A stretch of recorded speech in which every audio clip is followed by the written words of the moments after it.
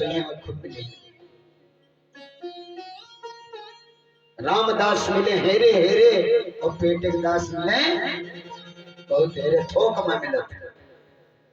तो संत चाहे तो आपकी किस्मत के लेख को भी मिटा सकता है। संत जी समझ गए कि ये छोड़ने वाला नहीं है, तुरंत भगवान का नाम लेकर एक फल भ्रमण के हाथ में थमा दिया और कहा, इदं बच्चे पट्नातम ततः पुत्रो भविष्यति। यदि इस फल को तुम्हारी पत्नी ने भक्षण कर लिया तो भगवान की कृपा से अवश्य पुत्र होगा।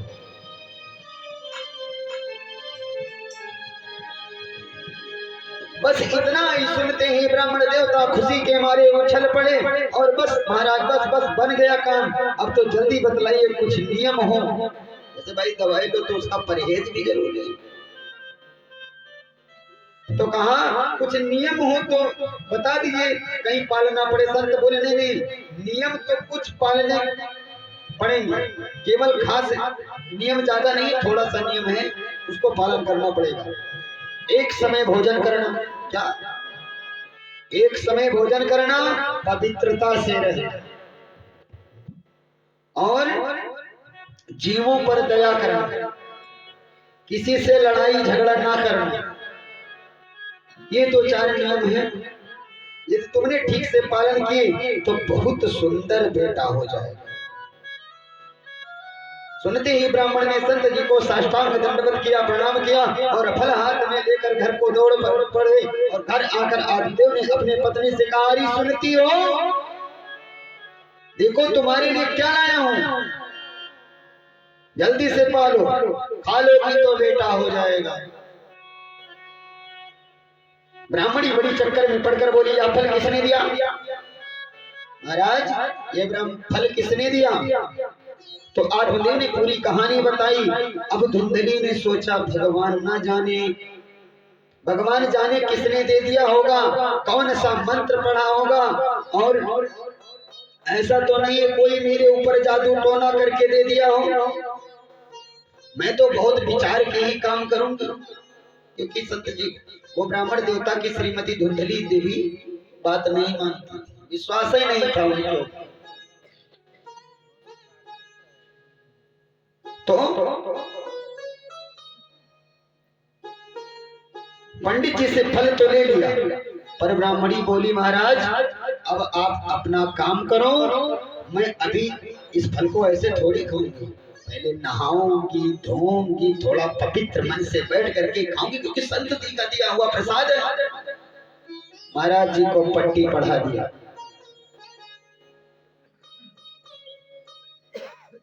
और यूं समझा बुझा करके फल देकर पंडित जी चले गए और पड़ोस के मित्रों को कहानी सुनाने लगे कि महाराज मुझे एक फल मिला है, देखना कुछ समय के बाद मेरे भी घर में बच्चों की किलकारियां गूंजेंगी।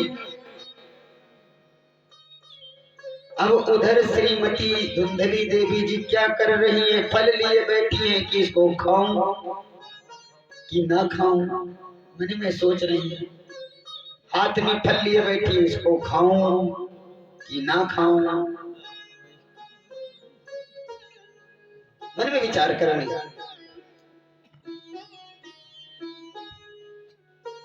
इतने में पड़ोसन आई और बोली, बहन धुंधली ये बैठी बैठी क्या सोच रही हो? धुंधली ने पूरी कहानी तुरंत बता दी कि महाराज जी गए थे जंगल में, वहां पे एक संत मिले, फल दिया, लेकर के आए और सोचती हूँ कहीं जादू टोना तो नहीं कर दिया, इस फल को खा लो तो हो सकता है मेरे ऊपर कोई वशीकरण हो। तो हाँ बहन सोच समझ करके खाना, अब जहाँ चार देवी जी बैठ जाए तहाँ तो कल्याण है।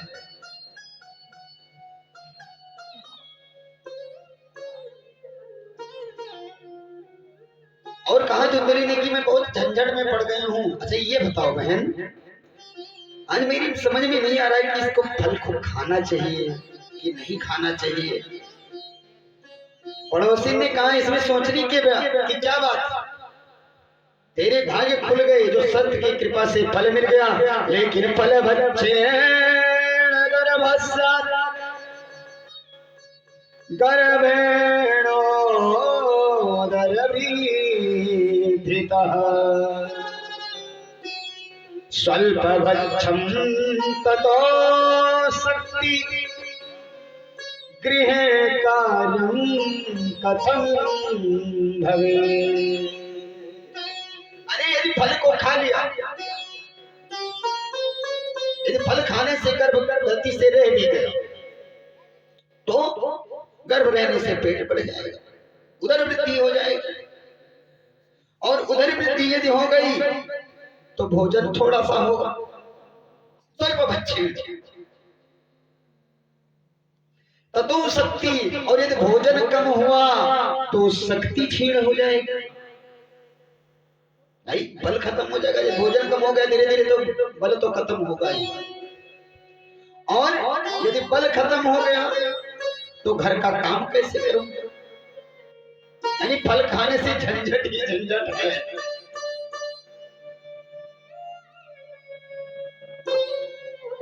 तो पड़ोसन ने कहा कोई बात नहीं, काम नहीं कर पाओगी तो बगल से अपने ननद को बुला लेना, वैसे भी तो आएगी, जब बच्चा होगा घर पे तो काजल वगैरह लगाने के लिए तो आएगी। तो उसको बुला, अरे राम राम, उसको बुला ले, वो तो बहुत छोटी है, बहुत चोर है, वो सारा सामान घर को उठा ले जाएगी, क्योंकि मैं इतना चल फिर पाऊंगी नहीं, घर में पड़ी रहूंगी।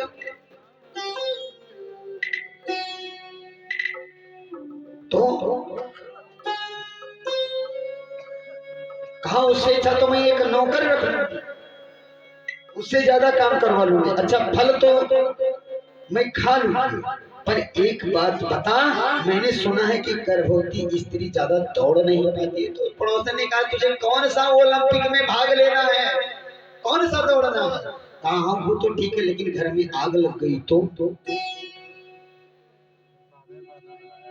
यदि घर में आग लग गई तो मैं भाग नहीं पाऊंगी, मैं जल के खत्म हो जाऊंगी।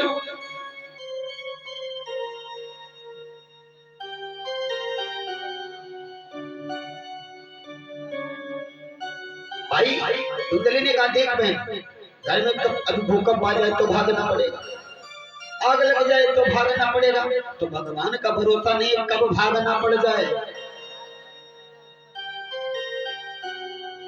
और कुछ भी दुर्घटना हुई तो मैं सबसे अलग खड़े होंगे, और मरना तो मेरा ही होगा, मैं कैसे भागूंगी? तो देवा घाटी ब्रजेत ग्रामे फलाए गर्भिणी कथा। पड़ोसन बोली हे भगवान, तू क्या उटपटांग बातें कर रही है, ये सब सोचना बंद कर और भगवान का नाम लेकर फल खा ले। अच्छा बहन तू कहती है तो मैं खा ही ले, तो पर एक बात और बता, मैंने ऐसा सुना है कि श्री सुखदेव जी महाराज माँ के गर्भ में 12 साल तक रहे।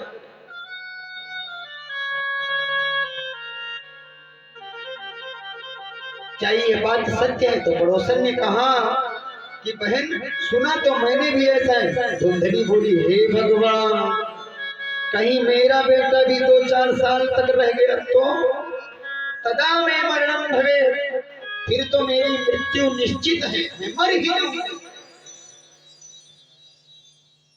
मैं तो बिना मौत के मर जाऊंगी। देख बहन, पहले तो बालक को जन्म देने में ही समझो कि माँ का दूसरा जन्म होता है, और जन्म सकुशल हो भी जाए तो लालने पालने दुखम प्रसूतायाश्च वर्तते।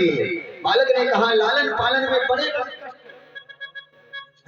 इसलिए मैंने तो एक ही निर्णय लिया है कि इस झंझट में मुझे पड़ना ही नहीं है।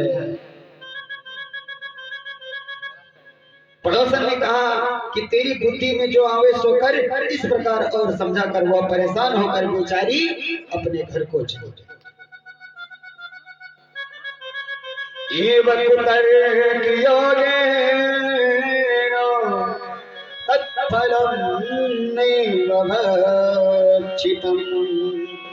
धुंधली ने इतने कुतर्क किए कि अंत तो उस फल को खाया ही नहीं। पति देव लौट कर शाम को आए और पूछा देवी फल खा लिया? धुंधली ने झूठ बोलकर पंडित जी को संतुष्ट करते हुए कहा हाँ महाराज, वह तो तभी खा लिया।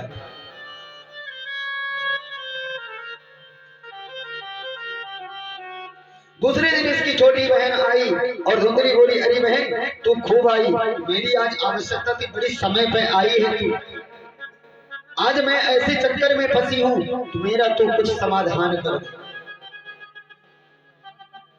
धुंधली ने पूरी कहानी सुनाई।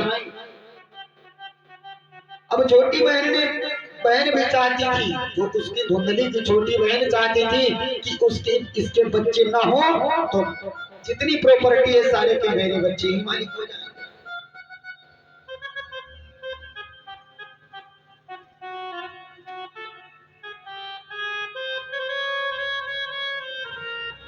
क्या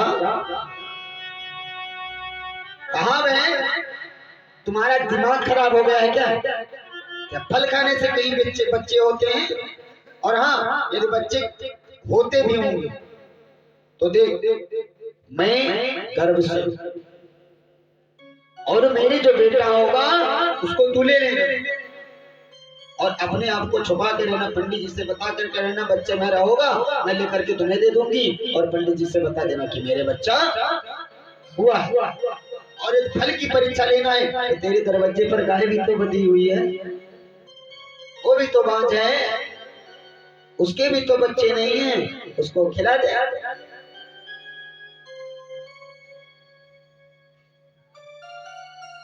तो बहन की बातों को मान करके उसने उस फल को गाय माता को खिला दिया।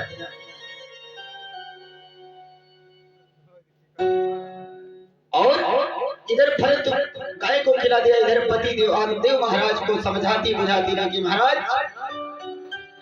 आपके फल से मुझे बड़ा फायदा हो रहा है।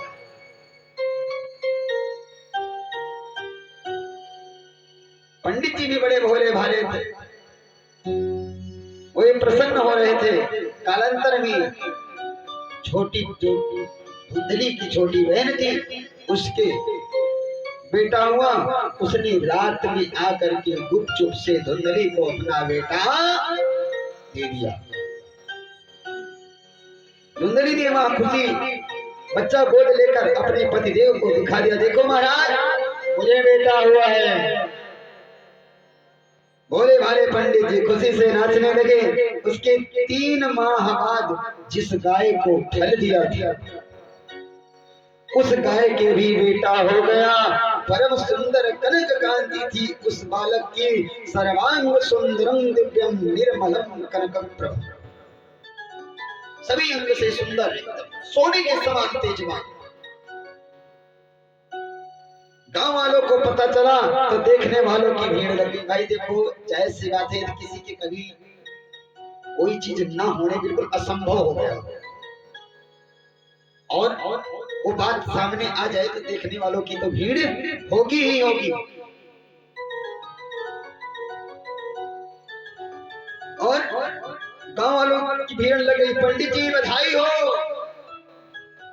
भगवान देते हैं तो छप्पड़ फाड़ के देते हैं। अरे जब नहीं थे तो एक भी नहीं थे, आज तो आपके 2 बेटे हैं। कि भाग्योदय अधुना जातम् आत्मदेव पश्यतम् धेना बाला प्रसूतस्तम् देवरूपी मगातुतम्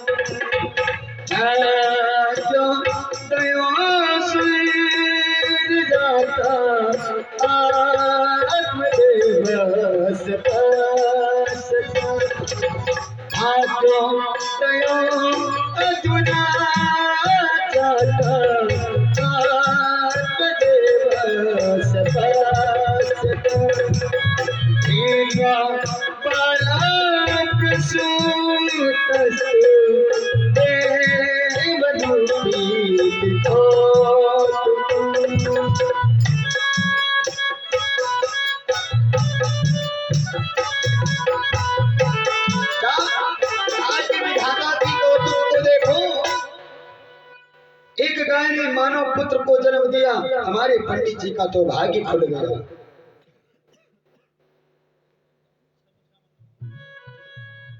और लोगों ने खूब बधाइयां दी, खूब मिठाइयां बटी आपस में, और भारी भारी उत्सव हुआ। क्या हो मैया गैया ने जायो लालिना, हो मैया गैया ने जायो लालिना, माई डाले बधाई बाजे, हो मैया गैया ने जायो लालिना, माई डाले बधाई बाजे, हो मैया गैया ने जायो लालिना, माई डाले बधाई बाजे।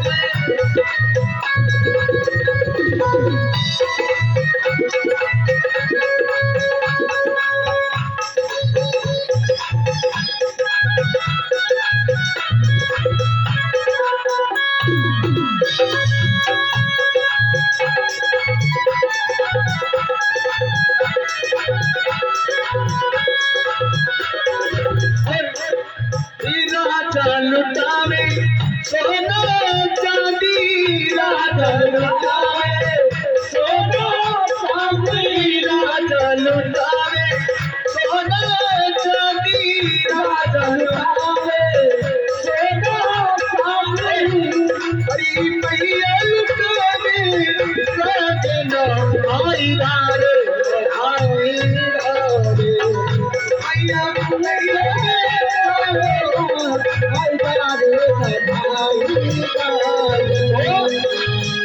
बधाइयां बज रही हैं, खुशियां मनाई जा रही हैं।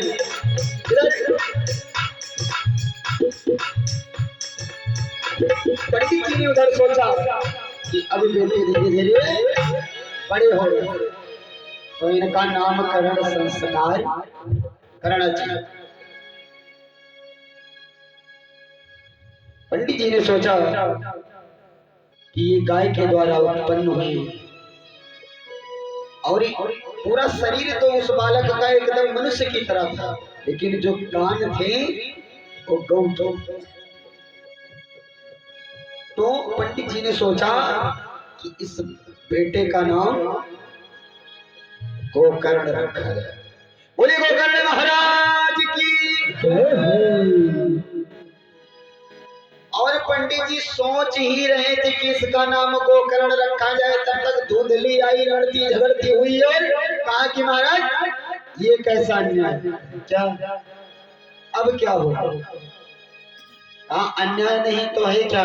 3 महीने का मेरा वाला बेटा बड़ा और उसका अभी तक नाम ही नहीं रखा। कोई बात नहीं, मत रखो, मैं रख लूंगी, मत रखो भाई। जो होती ना कर कसा पवित्र है, मैं समझे कोई नहीं है।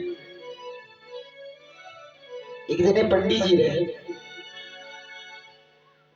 तो पंडित जी बिल्कुल आत्मदेव महाराज में रहे, एकदम सीध साध, लेकिन पंडिताई में जो रही बड़ी खौ है, दुष्ट दुष्ट ना है। अगर जो पंडित जी कहते कि पूर्व माथ आज जाए खेतों में कदापि नहीं जाते। अगर जो पंडित जी को एक बुलाए लेके गलती से चले आवे कि देवी जी फलाने आए, कब चाय बना? हाँ, काहे बनाई थी? चीनी लेके आओ था कब कुछ लेके ना आई हम, और जुड़ते कहियो ई कई डारो ऊ कई डारो, कहां से डारो? यहाँ नहीं सोचत थी कि सामने कोई बैठे, बिल्कुल कटवाई देती का नाक पंडिताई नत्ता तेज। तो पंडित जी बहुत दुखी रहे लगे उनके प्रति। अच्छा ठीक है, पंडित जी सोचे कि अब हम घर कुरिया छोड़ के जाई चले, अब ये करें अपन राज। ये बेचारे जंगल में भटकर घूमत रहे, जने मिल गए मित्र उनके, कहीं कहा हुआ काहे रो, कहीं रोवे की बात ना करो महाराज, बहुत खौघट में हारू पावा है, एक को कहा नहीं मानत, हम जो कही थी कि उत्तर चले जाओ तो ना, उत्तर न जाई ऊपर छोड़े तो क्या करें। हाँ, ये हमारे आचार्य जी के जो कहते गलती से कि तू दक्षिण चले जाओ, ये अगर जो कह देते हुआ कि हम कथा में जाई थे तो कह देती नहीं जाए, ये बताए कहे हैं घर से कि हम जाई थे तनी अलग दिल्ली जाई थे, लोगों को बताए दे घर एक ही जाई थे कथा में, तो ये खूब डरा जाए। हाँ, तो अब पंडिताइन इतनी खतरे कर रहे हैं तो मिले दोस्त कहीं कहा हो भैया काहे दुखी रहा, तो कहीं दुखी रहा है कारण भैया का करी बड़ी खौहट बहुत बदमाश में हारू ही का कह डरिए से पीछा कसका छुटा है, कहीं तो का करे का कहा थी आखिर कहीं काहे ना बात करो जनता हम कहते वो के उल्टे हो करे थे, कहीं तो कहीं ओकरे लिए तो बहुत सहज उपाय है, कहीं का बताई बताई ना अपन सर के आई धीरे धीरे कहीं ठीक जाओ।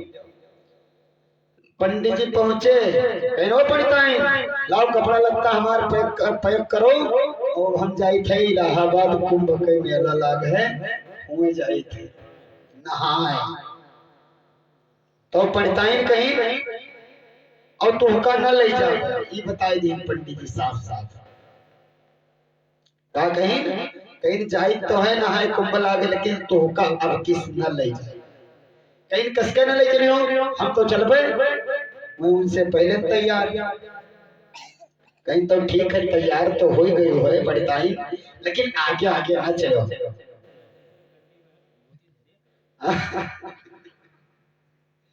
कहीं आगे आगे ना चलो, कहीं तब अब पड़ताई कहीं कहे ना आगे चले हमको करे ले कम जानी था अपन प्लास्टिक कंडी ली ना दौड़ता आगे आगे चली कहाँ झपला दी के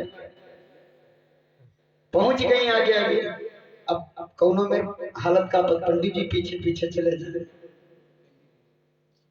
अब पहुंचे जब हुए इलाहाबाद में तो कहीं ऐसा है देवी जी यहाँ तक आई गई हो चलो ठीक है ना माने हमारी बात कोनो बात नहीं, लेकिन ऐसा है कि गंगा जी में औरतन के ना कूदे चाहिए और ऐसा करो थोड़ा लोटन जल ले लो अपने ऊपर छीटा उठा मार लो बहुत है, कहीं ऐसा ही बताओ हम हुमस चली के आए और यहाँ आई ओके बाद में हम नहाबो ना करी तो हमें कौन फल और अतरा कह के मार दी छलांग।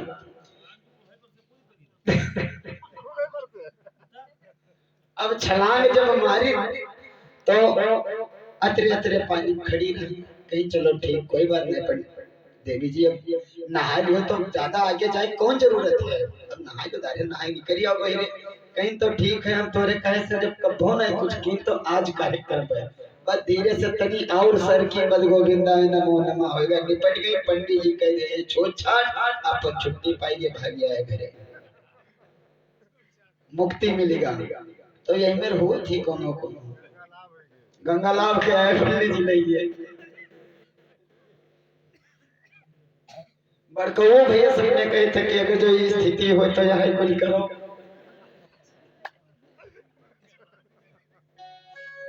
लेकिन कहा था ना महाराज ऐसी बात नहीं है, कब्बो कब्बो दो चार झापड़ मार दी थी लेकिन ऐसा नहीं लगा था।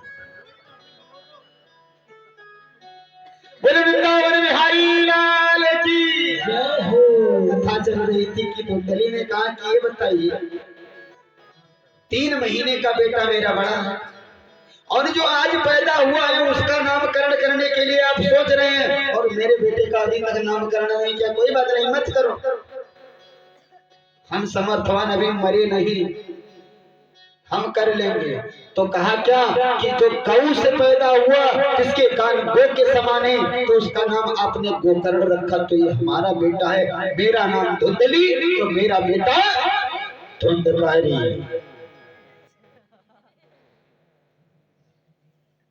धुंधकारी महाराज पैदा हुआ और जो गौ का बच्चा हुआ, जो गाय के द्वारा बच्चा जन्म लिया, वो धीरे धीरे करके इतना कांतिमय हुआ, इतना तेजवान हुआ, इतना विद्वान हुआ जिसका कोई वर्णन नहीं। लेकिन जो श्रीमती धुंधली जी के सुपुत्र हैं, उनका काम जानते हो क्या था? जितना दिन प्रतिदिन वो बढ़ता जाए उतना दुष्टता करता जाए। हमारे गांव में जिन्हें भकरू है, हाँ भकरू और धंधकारी, वह अगर जो कोई नानमून लड़कियन का पाई जाता है कुएं खाता ढकेल दे। हकीकत यही है, भकरू अत्ता दुष्ट है कि अगर जो कोई के छोट लड़कियन का पाई जाए तो कुआं खाता ढकेल दे, कहीं जाओ निपट जाओ। हाँ, तो बिल्कुल धुंधकारी वाला लक्षण है। और उनका देख ले अतरे ठंडी में यहाँ एक सैंडो बनी आई पूरे गांव का यहाँ हलंदा मारत। हाँ ऐसे ऐसे हैं। तो धुंधकारी जितने बाढ़ हैं उतने उनके काम कार्य है। कहूँ गली में लड़के का थपड़िया दिया, यानी जितना उल्टा सीधा काम रहा सगरी धुंधकारी करत रहे। अब जब ऐसा हुआ तो कित्ते काले न तो जातो तरुणो तनयो सुत गो करुणो पंडितो ज्ञाता धुंधकारी महाखला। जो ये वधांतर बीतता गया, दोनों बच्चे बढ़ते बढ़ते गए। जितना धुंधकारी, जितना गोकर्ण विद्वान होता गया उतना ही महादुष्ट धुंधकारी। महाराज आदमदेव के दोनों पुत्र विख्यात हुए, दोनों ने ख्याति प्राप्त की, लेकिन नाम दोनों बेटों ने कमाया है धुंधकारी महाराज का, है कि नहीं?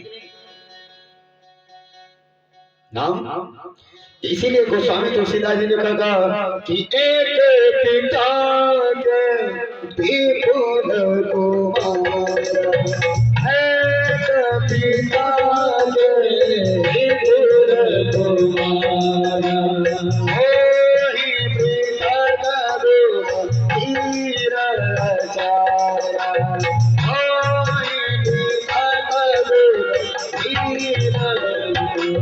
ओहि पृथक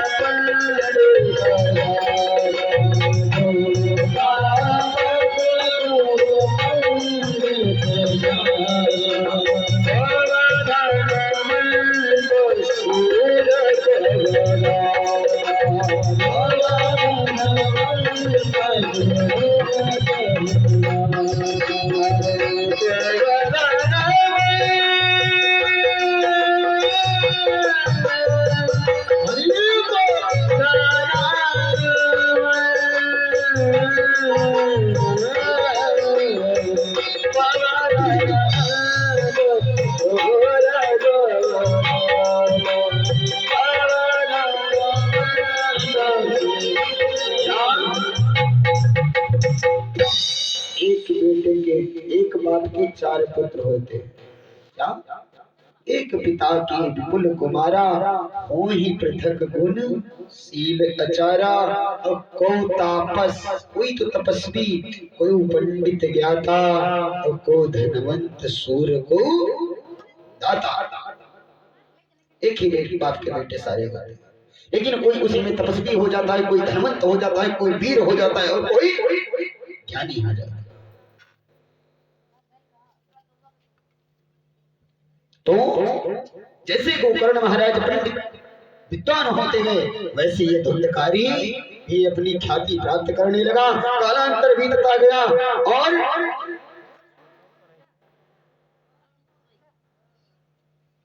पंडित जी महाराज और गोकर्ण का काम जानते हो क्या था? जो धंधकारी था चोरी करने लगा इधर। क्या चोरी करता था, दुराचारी प्रवृत्ति का हो गया, उल्टा सीधा काम करने लगा और जुआ खेलने लगा, यानी जुआरी बन गया। घर का जितना धन था एक एक करके सब ठिकाने लगा दिया, यानी जितना घर का धन था सब बेच बाच के सारा सत्यानाश कर दिया। और काम क्या था? क्या कि डंडों से माँ की सेवा की, डंडों से माँ की सेवा की और लातों से गुरु सत्कार किया। डंडों से माँ की सेवा की, लातों से गुरु सत्कार किया और जो बचा हुआ चरजेवर था वो सारा बेकार किया।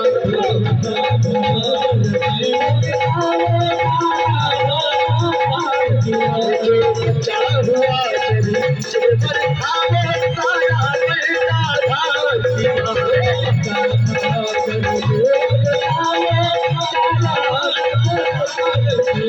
लातों से गुरु की सेवा की, धंधकारी का काम क्या था? लातों से गुरु की सेवा की और डंडों से गुरु सत्कार किया। लातों से माँ को मारता था, माँ को अपनी लातों से मारता था, और जो अपनी माँ बाप को मारे उसको क्या गोस्वामी तुलसीदास जी ने लिखा क्या कि माँ नहीं मात पिता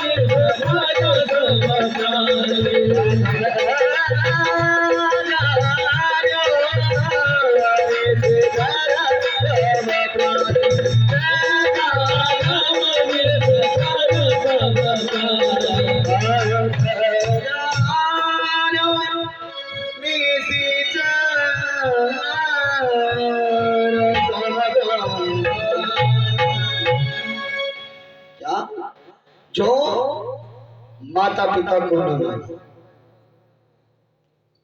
माँ नहीं माता पिता नहीं देवा, देवताओं को न माने। आजकल देवता को मानने वाले थोड़ा कम है ना, देवताओं को मानने वाले थोड़े कम हो गए है ना। और कहा क्या कि माँ नहीं माता पिता नहीं देवा,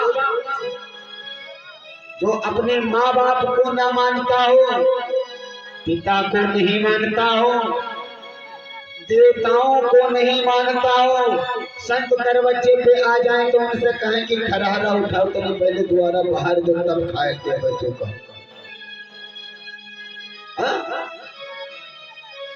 तो माँ नहीं मात पिता नहीं देवा और साधुन सन करवावही सेवा। और जिनके यह आचरण भवानी, जिन मनुष्यों के अंतर्गत ऐसे आचरण दिख रहे हो तो ते जानो निश्चर सम प्राणी, ऐसे मनुष्यों को ही निशाचरों में रखा गया है। निशाचर के कोई सींग और पूंछ नहीं होती थी, जिसकी वृत्ति बदल जाए, प्रवृत्ति बदल जाए, वही असुर हो जाता है। तो धुंधकारी असुर हो गया।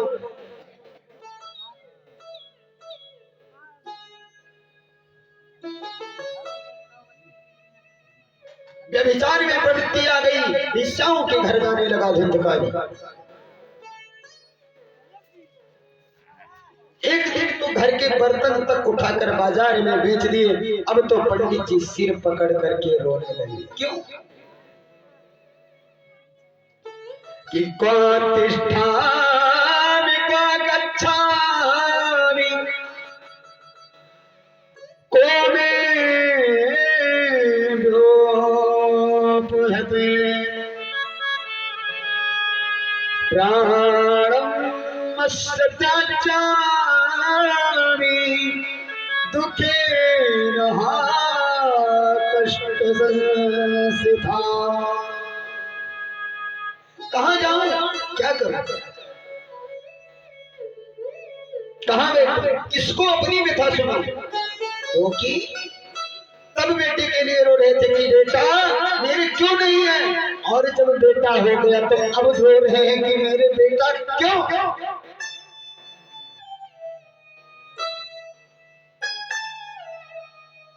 क्योंकि बेटा हो तो ठीक हो, और नहीं तो उससे अच्छा है कि नतर बांझ फल बाग ज्ञानी।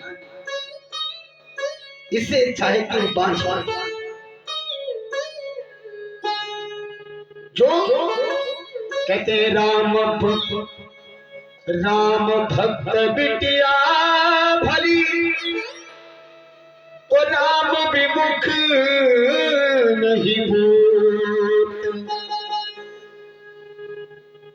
राम विमुख बिटिया भली तो राम विमुख नहीं भूत। और से बड़ी माँ तो तरी गई भयो धुंधकारी भोग।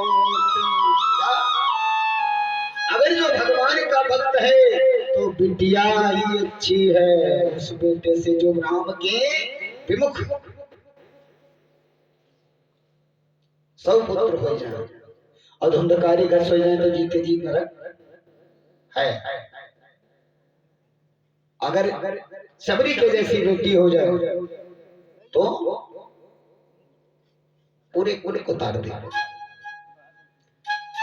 इसलिए जो भक्त है आज धुंधकारी के लिए इतना कष्ट दे रहा है कि महाराज आत्मदेव जी दर दर भटक रहे हैं। कहाँ जाऊं, कहाँ बैठूं, किससे अपनी व्यथा सुनाऊं।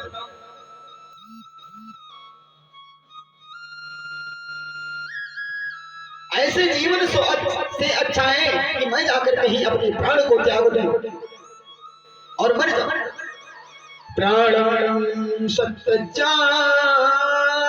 दुःखेन। इस दुख से भला है कि प्राण को त्याग दूं। पुत्र की इन दुर्गुणों से दुखित ब्राह्मण आज मरने की सोचने लगे तो पहले भी मरने जा रहे थे क्योंकि बेटा नहीं था, और आज मरने जा रहे हैं कि बेटा क्यों है। यही विडंबना है। जब अत्यंत दुखित होकर निकल पड़े तब गोकर्ण जी की दृष्टि पड़ी और कहा पिताजी की मन स्थिति को समझकर एकांत में बैठाकर समझाने लगे। गोकर्ण महाराज,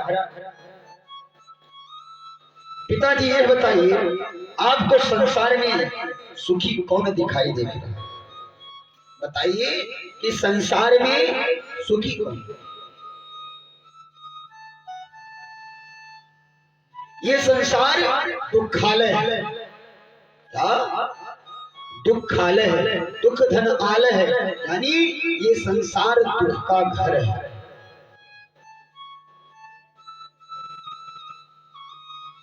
सुख तो केवल इंसान का भ्रम है कि फलानी सुखी, सुखी नहीं। पिताजी अब हमारी आपकी तो बात छोड़ दीजिए, तीनों लोग के अधिपति इंद्र से भी पूछिए तो वो भी परेशान, क्योंकि चक्रवर्ती पर जो राज सिंहासन पे बैठा है उससे जाकर के पूछा जाए तो वो भी दुखी। क्योंकि संत कहे भगवंत सुखी, भगवंत कहे सुख राजा को भारी। हो राजा कहे महाराजा सुखी, महाराजा कहे सुख इंद्र को भाई, इंद्र कहे चतुरानन को, चतुरानन कहे सुख विष्णु को भारी, लेकिन तुलसीदास विचार कहे हरि भजन बिना सब जीव दुखारी, हरि भजन बिना सब जीव दुखारी। भगवान के भक्ति के बिना इस संसार में जितने जीव हैं सभी दुखी। तो नाचे दृश्य सुखम किंचित सुखम चक्रवर्तिनः, सुखमस्ति विरक्तस्य मुनेरेकान्तजीवनः।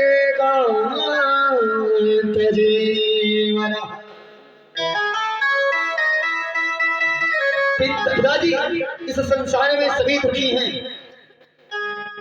क्योंकि यह संसार दुख स्वरूप है। सुखी तो केवल एक वही है जो सबसे विरक्त होकर एकांत में बैठ करके भगवत भजन करता है।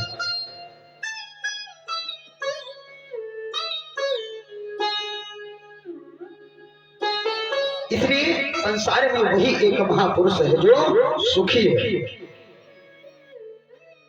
जीव जो है वो अस्नेह के पास में बंधा हो, इस संसार के अंधकूप में पड़ा। ये संसार क्या है? अंधकूप। जैसे अंधकूप का मतलब समझते हो? नहीं, क्या समझते हो? अंधकूप का मतलब है जैसे कोई कुआं हो और उसके ऊपर खरपतवार पड़ा हो, वो दिख ना रहा।